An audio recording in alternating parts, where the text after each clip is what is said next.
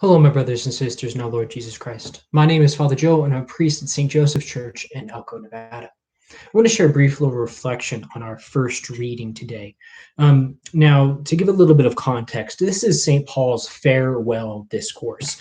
He has gathered together the presbyters, or what we would call them today, priests of Ephesus at Miletus, and has told them that he will never see them again in the flesh, that he is going to be imprisoned, and that he's received a revelation that this is going to lead to his death. According to sacred tradition, Paul is arrested in Jerusalem, is ultimately brought to Rome, and at Rome he is beheaded. St. Luke will tell us a little bit about this, but he doesn't actually go all the way to the martyrdom itself.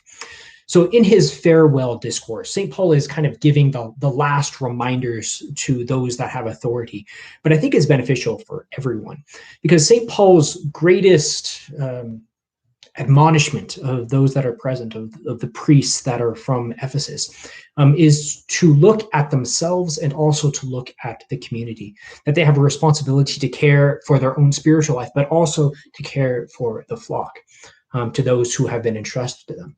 And that's useful wherever you are, because regardless of where you are in your life, what position you hold, you will have responsibilities. And so to check both yourself and those you are responsible for example, parents will be responsible for their children.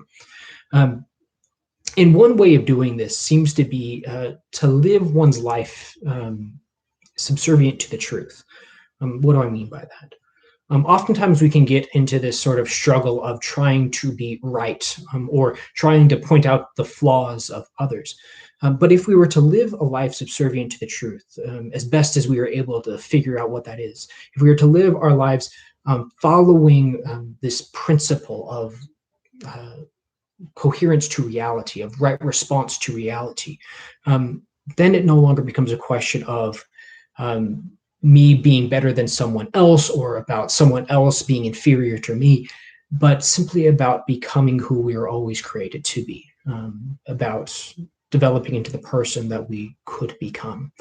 And I think that's kind of hidden in St. Paul's exhortation, that there will be those that will try to pervert the truth, that they will lead others astray, but you look to yourself and to find what is true, good, and beautiful, and orient our lives towards that.